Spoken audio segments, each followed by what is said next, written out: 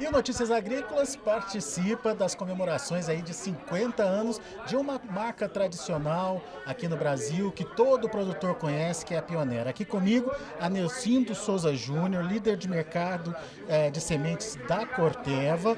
O Souza vai contar um pouquinho dessa trajetória aí de 50 anos da Pioneira aqui no Brasil e principalmente trazer para a gente histórias curiosas, interessantes e que destacam o pioneirismo aí da empresa no mercado. Obrigado, Souza, por estar aqui com a gente, por nos ajudar a entender e conhecer um pouquinho mais da história da Pioneer. E eu começo perguntando justamente do nome. É um nome americano que foi adaptado pelo produtor brasileiro. Como é que começa essa história? Bom, obrigado, Alex, obrigado pela oportunidade de contar um pouquinho dessa história. Bom, são 50 anos que a Pioneer vem no Brasil, né? E a gente fala Pioneer, né? Esse nome ele foi tropicalizado aqui desde quando a Pioneer veio ao Brasil. Então todos chamavam, né, de Pioneer, Pioneer. E os agricultores brasileiros, eles chamam Pioneer. Então a gente decidiu que aqui no Brasil o nome dela com certeza seria Pioneer, porque é do jeito que o agricultor chama, né? E por essa tradição da marca ser uma marca muito próxima do agricultor, sem dúvida nenhuma a gente não poderia trazer um nome que ele não se identificasse, né? A história da empresa começa, portanto, lá em 1972 e a gente já acompanhou um pouquinho de vocês explicando para a gente como foi essa chegada da empresa aqui. Material 309B, o que ele trouxe de diferente naquele momento, naquele ano de 1972 para o Brasil, para o produtor brasileiro? 1972 era uma época onde os níveis de produtividade das culturas de milho no Brasil não eram de longe o que temos hoje, né? Basicamente também era uma época onde a grande maioria dos produtos das sementes de milho eram de variedades de milho, de polinização aberta. E o 309 ele veio como um híbrido de milho de alto potencial produtivo para a época, mas ele trouxe, além do potencial produtivo, ele trouxe também a precocidade. Então, com um ciclo menor, o agricultor conseguiu então obter uma maior produtividade. Esse produto, a gente fez a adaptação dele no Brasil e ele marcou época. Ele marcou época até a vinda do 307, anos depois. Daí chega o X307. Aí chega o X307, outro produto também importado nesse momento, onde que a gente fez toda a adaptação desse produto no Brasil, ainda como Proagro Pioneer naquele momento, e começou então a disseminar esse produto, esse híbrido dentro das lavouras, especialmente do Rio Grande do Sul e Paraná. E ele foi outro produto também que marcou a época e trouxe um nível de produtividade muito superior também ao que existia na época. E uma coisa legal de saber, de entender da história de vocês, é que essa produtividade acabou virando motivo de concorrência entre os produtores. Como é que é a história do Livro Preto? O Livro Preto, ele dentro da Pioneer, ele foi um marco, porque naquele momento ainda, na década de 80 e década de 90, muitos agricultores ainda não faziam a aferição da sua propriedade, da sua produtividade, não mediam o quanto rendiam as suas lavouras. Então, houve uma iniciativa de importar balanças americanas, então a Pioneer trouxe balanças americanas, distribuiu para os seus representantes comerciais para que eles pudessem ajudar os agricultores a entender o quanto eles estavam produzindo. E com isso, o que a gente começou a fazer? A gente começou a entender também quais eram os melhores manejos para a cultura, a dose de fertilizante correta, a população de plantas correta. E a gente fazíamos então a comparação, né? E medíamos os resultados. A partir daí a gente conseguiu deixar de fazer práticas que não eram sustentáveis, que não promoviam a produtividade, e começamos a fazer práticas que promoviam a produtividade. Com isso, houve também uma certa competição entre os agricultores de quem produzia mais. com aquele híbrido, né? E foi lançado então o livro preto da Pioneer, né? Que somente os agricultores que atingiam elevados índices de produtividade eram catalogados nesse livro preto também, né? Só a nível de comparação era meio que o SESB da época, então. Exatamente, era meio que o SESB da época, né? Se a gente pode fazer essa comparação, né? Mas era um motivo de orgulho de um agricultor ter lá o seu nome e a sua produtividade estampada no livro preto da Pioneer. Daí, em 1990, começam os dias de campo. Mais uma marca de pioneirismo aí da Pioneer. Exatamente, Alex. A Pioneer, ela sempre, desde o início, desde lá de 1972, ela sempre foi muito pautada na proximidade com o agricultor e na transferência de tecnologia. E, claro, por mais que todos os representantes comerciais da Pioneer, eles levavam tecnologia, foi então criada uma área para que a gente conseguisse demonstrar no campo como o agricultor podia obter melhores produtividades, sejam elas por redução de espaçamento, aumento de população, aumento de dose de fertilizante, controles mais eficientes de pragas e doenças. E tudo isso era reunido numa área polo. Essa área polo geralmente recebia lá 1.000 a 1.500 agricultores, era um evento que acontecia durante uma semana praticamente e era muito intenso a transferência de informação nela. E com isso a gente ia crescendo a cada ano ali na assistência também junto aos agricultores. E outra curiosidade do pioneirismo da Pioneer, que a gente ficou sabendo hoje, são as famosas plaquinhas de beira de rodovia. Como é que é essa história, Souza? Todo agricultor, ele tem alguns influenciadores que ele toma decisão, né, no que ele vai fazer na propriedade dele, né? E geralmente ele sempre pergunta para os vizinhos, ele sempre pergunta para os amigos dele, outros agricultores, quais os produtos, quais os híbridos que eles estão plantando, né? E a gente trouxe essa ideia também lá dos Estados Unidos e começou a utilizar no Brasil, que foi a identificação das lavouras. Então assim os agricultores podiam saber qual era o híbrido que estava plantado na maioria das estradas, por beira das estradas e na maioria das regiões do Brasil. E hoje está presente, essas plaquinhas estão presentes em todas as beiras de estrada do Brasil, né? Marca registrada, Alex. Hoje a Pioneer, ela tem uma presença muito forte hoje, tanto na cultura do milho, na cultura da soja e do sorgo também, né? E todas elas acompanham as plaquinhas da Pioneer. Pois é, você falou da soja aí, mas a utilização da semente de soja pela empresa começou só mais tarde, né? Começou com o milho e a soja foi em 1998. Isso. No Brasil, a Pioneer iniciou com a cultura do milho. Então, toda a inovação sempre foi com a cultura do milho, né? E em 98, próximo dos anos 2000, a Pioneer adquiriu a empresa Dois Marcos, localizada no centro-oeste do país, para iniciar todo o programa brasileiro de soja. Foi aonde, então, a Pioneer iniciou todo o processo de soja no Brasil e de lá para cá a gente vem trazendo inovação também e genética de alta performance. E essa história do padrão de 60 mil sementes? O que isso trouxe de novidade para o mercado na época e por que foi importante para a Pioneer? O padrão de 60 mil sementes no Brasil, ele ajudou em alguns fatores. Porque antes a gente vendia sementes por quilo. E a qualidade de sementes, ela, digamos assim, o padrão de qualidade de sementes do Brasil, de semente de milho, ele podia ser apenas superior, né, a 85% de germinação.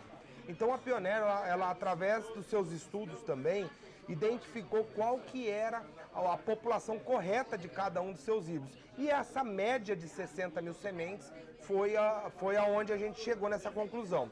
Só que daí a gente precisou fazer o quê? Aumentar muito a qualidade de sementes, para garantir que o agricultor tenha mais de 90% de germinação dentro dessa sacaria, né? Para que a gente conseguisse estabelecer melhor ainda o estande de plantio do agricultor, que é fator de produtividade. Sem isso também ele ganha mais rendimento. Né? É isso que eu ia falar, é injeção na veia aí para o potencial produtivo das sementes, né? Exatamente. A gente conhece perfeitamente, né, qual que é a população exata dos nossos produtos, né? E o estabelecimento correto dessa população garante produtividade também para o agricultor. Né? 2000 vem o tratamento de semente industrial, outra revolução aí que todo mundo faz hoje. Aqui tem um ponto que conecta mais ainda com a proximidade da Pioneer. Tudo isso que a gente veio conversando até aqui, isso foi o quê? Pelo fato da Pioneer estar tão próxima do agricultor, ela consegue entender a demanda do agricultor. E o tratamento de semente, que é uma prática extremamente recomendada hoje para a gente proteger a produtividade, a Pioneer percebeu que nós tínhamos um problema muito sério no campo, que era o quê? A desuniformização do tratamento. Porque se eu tenho 60 mil sementes dentro de um saquinho, né? Quando o agricultor faz o tratamento lá no campo, muitas vezes ele não conseguia garantir que a correta dose por semente era aplicada. Então a gente conseguiu levar para o agricultor um tratamento de semente industrial com esse intuito, de que cada semente tenha a dose correta do tratamento, né? E consequentemente vai proteger mais a produtividade dele, né? Isso desde os anos 2000. Daí a gente vem com o milho BT, o híbrido BT, que foi uma revolução também. 2008 a Pioneer também trouxe tá no Brasil, né, e registrou os primeiros híbridos de milho BT. Tecnologia que foi fundamental para que a gente conseguisse proteger ainda mais a produtividade do agricultor, explorar mais o potencial genético das sementes e com isso daí, a partir de 2008, então, hoje a gente tem uma participação tremenda dentro das melhores biotecnologias do mercado. E essa tecnologia, toda essa tecnologia embarcada dentro de uma semente, acabou mudando o nível de produtividade do milho brasileiro. Sem dúvida, isso contribuiu muito para que a gente conseguisse alcançar, cruzar em milho verão os tão sonhados 12 toneladas por hectare, ou 200 sacos de 60 quilos por hectare, né? Isso só foi possível quando a gente começou a juntar várias tecnologias, tratamento de semente, boas práticas de manejo e biotecnologia e genética de ponta. Daí, isso tudo aí culminou num aumento considerável de produtividade. A Pioneer teve aí, junto com o 3707, se eu não me engano, o material mais vendido do Brasil. Sim, um dos grandes materiais que a Pioneer lançou lá já desde 2002, Alex, foi o 30F53. Esse produto, ele marcou história, não só dentro da Pioneer, mas dentro da agricultura brasileira. Ele foi o híbrido individual mais vendido do mundo. Então esse produto aí, ele foi um produto que a gente conseguiu fazer o posicionamento dele desde o sul, verão, na região leste e também na região norte. Hoje é um produto a gente ainda vende ele, né? E o 3707, que foi o produto que a gente lançou mais tarde também ali, e é o produto hoje, um dos maiores produtos de venda da Pioneer hoje, que também está presente nas maiores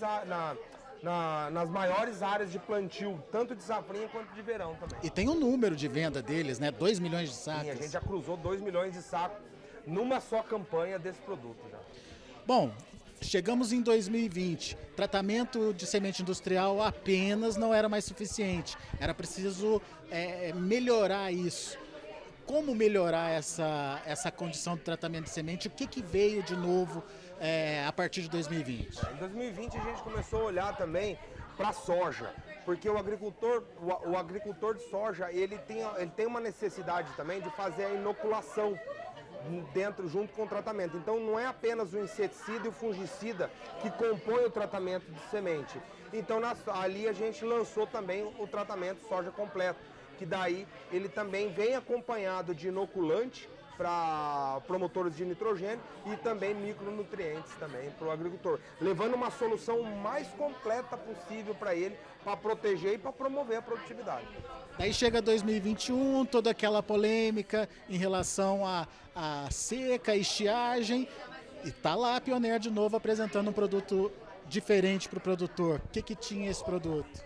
2021 foi um ano assim que a gente conseguiu concluir uma história de 10 anos no Brasil e de mais de 40 anos no mundo inteiro, que foram os produtos Optimum Aquamax, onde a gente fez o lançamento no Brasil desses produtos, num primeiro momento 2 híbridos de milho. O que é o produto Aquamax? É um produto que naturalmente ele tem uma tolerância maior ao estresse hídrico. A gente sempre teve um desafio muito grande, que foi o quê? Dentro dos nossos estudos, a gente tinha várias linhas para tentar buscar com que a gente trouxesse produtos mais tolerantes à estiagem, que é um fator de produção muito importante na cultura, né? Porém, às vezes você conseguia ter um produto que ele é em condição de estiagem, ele era superior aos demais. Porém, na condição normal, ele perdia para os demais. Então não fazia sentido, né, a gente trazer um produto que onde o produtor possa explorar o máximo de potencial produtivo, ele não acompanha isso em produtividade. E o Aquamax veio para consertar tudo isso, né? Depois de mais de 10 anos de pesquisa aqui no Brasil, a gente está trazendo produtos que tanto nas condições de estresse hídrico quanto nas condições normais, ele performa melhor. Viu só? Quanta novidade, quanto pioneirismo, quanta coisa legal acabou sendo trazida aí ao longo desses últimos 50 anos, mas tem muito mais. Na próxima entrevista você vai entender como serão os próximos 50 anos e principalmente para esse ano de 2022, o que tem de novidade aí. Não perca!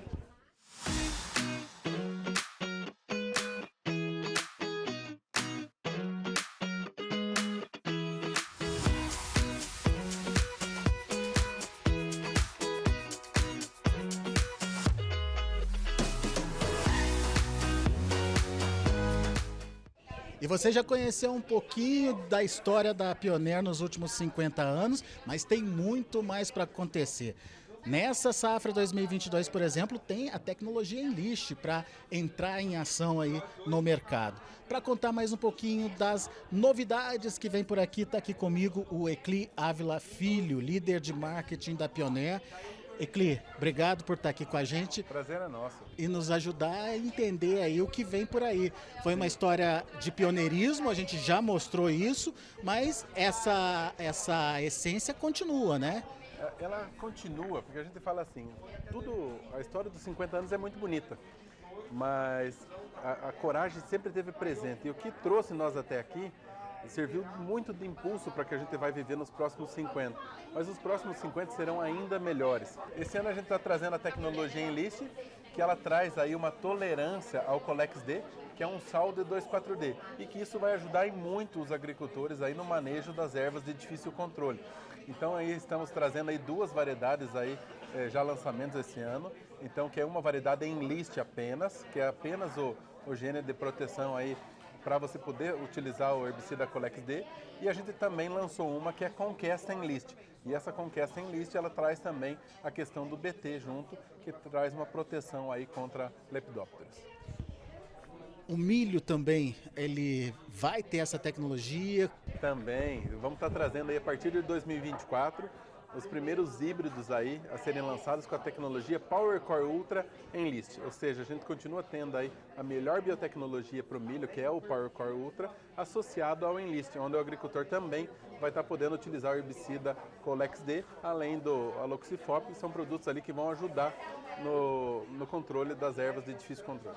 Isso é importante o produtor entender, porque hoje a gente tem essa resistência de plantas daninhas acontecendo basicamente em todo o Brasil, né? A hora que a gente tem o uso excessivo do mesmo herbicida ali durante vários anos, acaba que vai tendo algumas das pragas ou das ervas vão tendo aquela tolerância que vai começando o processo de resistência. Então, a hora que a gente vem com um novo mecanismo de ação para você utilizar ali o Colex D dentro de um pós-emergente ali, você vai conseguir controlar ervas que hoje você já não está conseguindo. Então essa é a vantagem de estar trazendo aí a tecnologia Enlist aí também para a cultura do milho. É você ter mais uma opção de controle.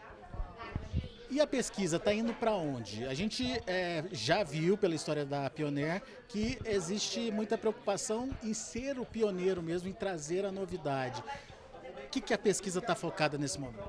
Hoje a gente está focado aí em estar trazendo cada vez mais híbridos mais adaptados vamos falar assim, às diferentes regiões do Brasil. Na hora que a gente fala, uma coisa que é padrão em todas é a questão do enfesamento.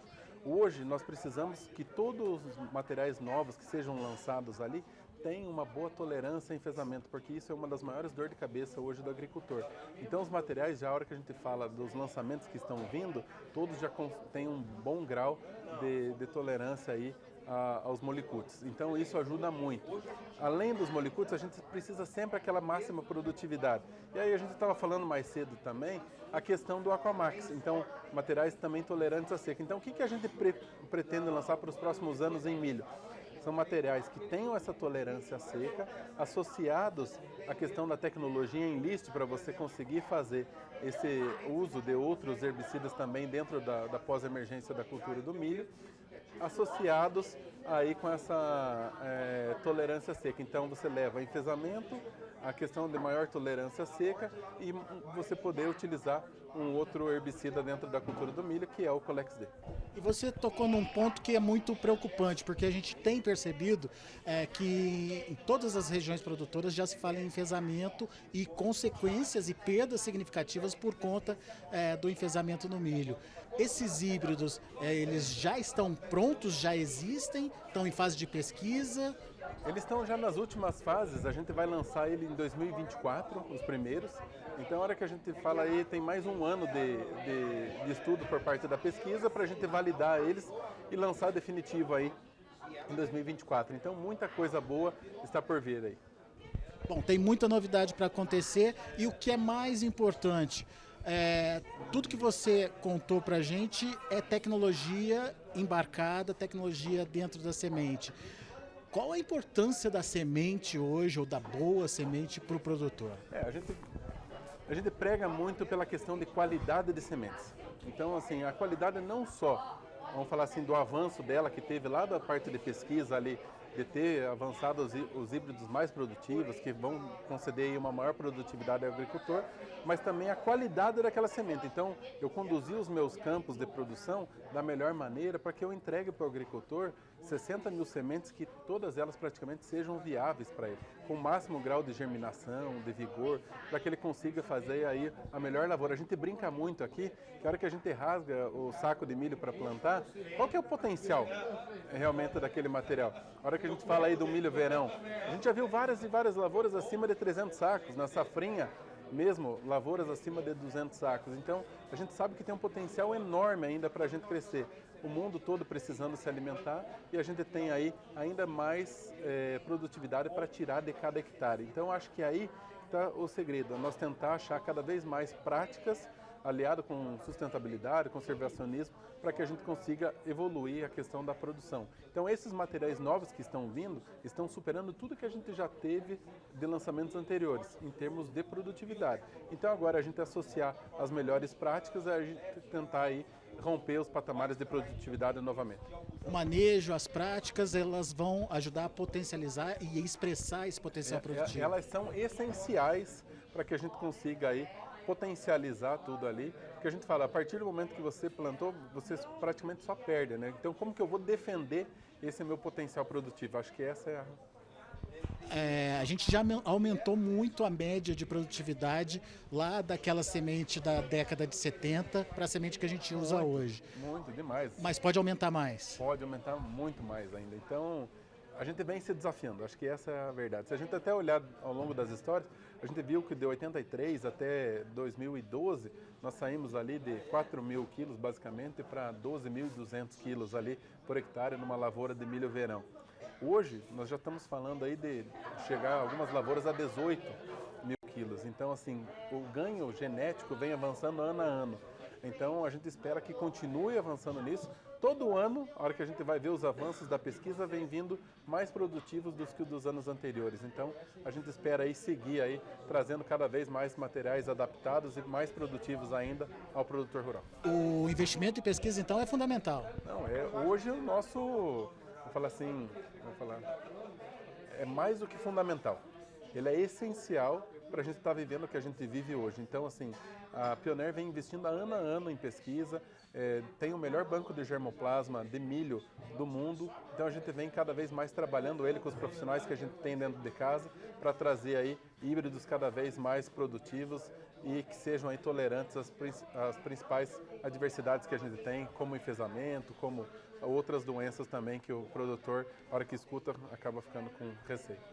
Muito bem, daí você entendeu, portanto, que os próximos 50 anos serão tão desafiadores quanto foram os primeiros. Então, fica a dica para você, produtor rural, que gosta da marca, que acompanha a Pioneer já há algum tempo. Fique em cima do pessoal lá para entender o que vem de novidade e não deixe de participar e entender e utilizar essa tecnologia na sua propriedade.